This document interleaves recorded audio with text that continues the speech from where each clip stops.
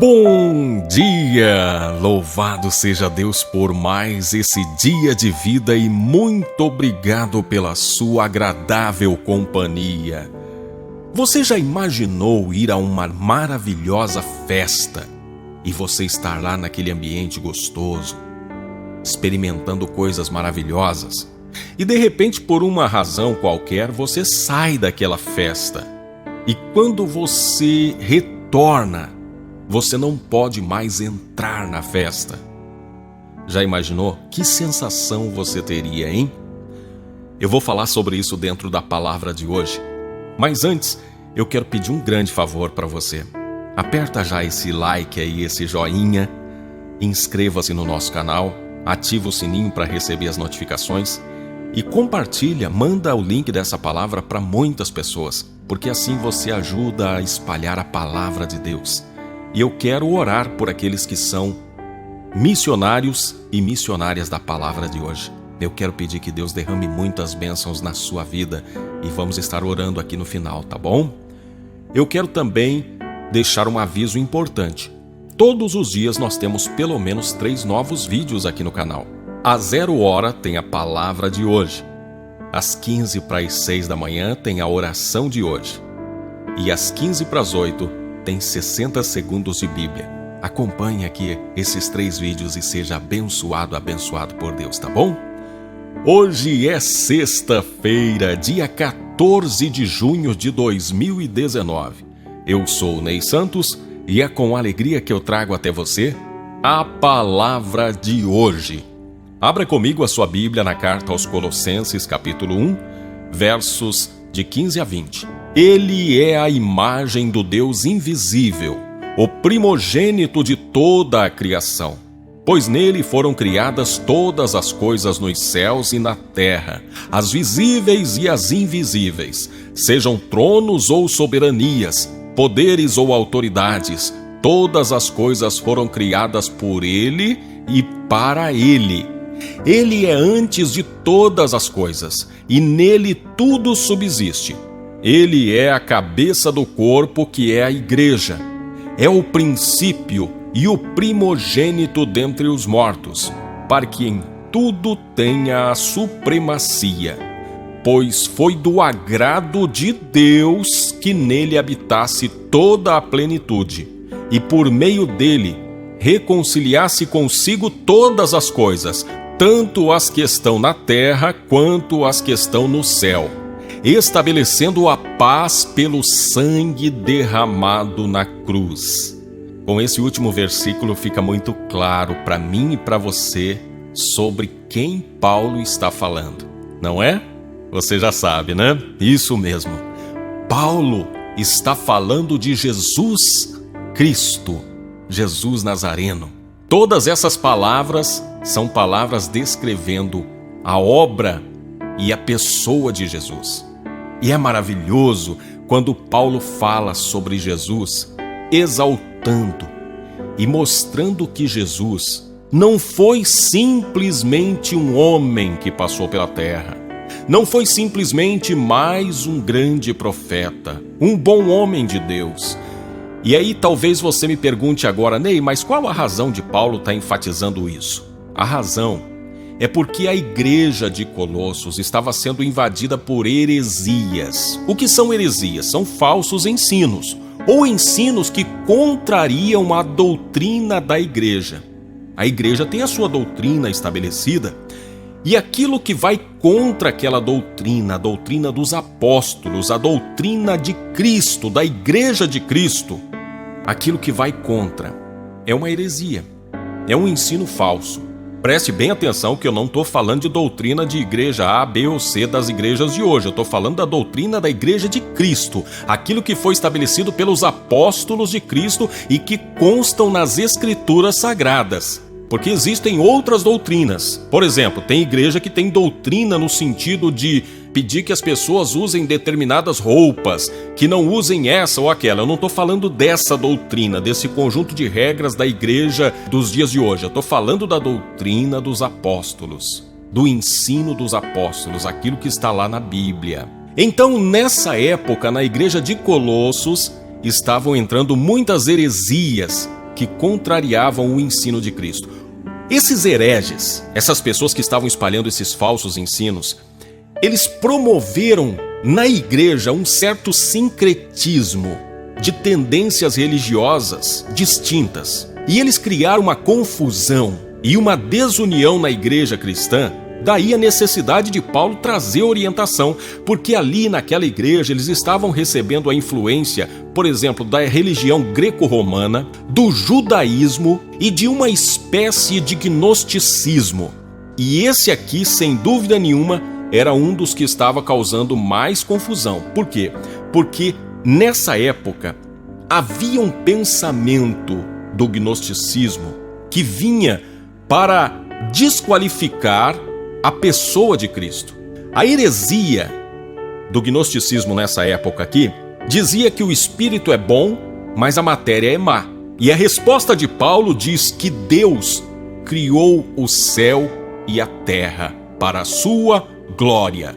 Não existe essa de isso é bom, aquilo é mal. Tudo foi criado por Deus e criado para a sua glória. Porque com esse ensino, desqualificando a questão da matéria, eles de alguma forma estavam tentando convencer as pessoas de que Cristo não podia ter feito o que fez sendo homem, sendo um mortal. E dessa forma, eles simplesmente estavam desqualificando o sacrifício vicário de Cristo na cruz. Então essas heresias levavam as pessoas a uma confusão de mente, onde elas perdiam a fé na suficiência do sacrifício vicário de Jesus. O que é sacrifício vicário? Que substitui outra pessoa. Por quê? Porque Cristo não ofendeu a Deus nunca. Quem foi que ofendeu a Deus com o pecado? Foi o homem. Começou lá em Adão e Eva. Então o homem ofendeu a Deus, se rebelou contra Deus. Então esse homem merecia ser castigado. Como eu e você não somos suficientemente capazes para enfrentar esse castigo, essa justiça, o que é que Cristo fez?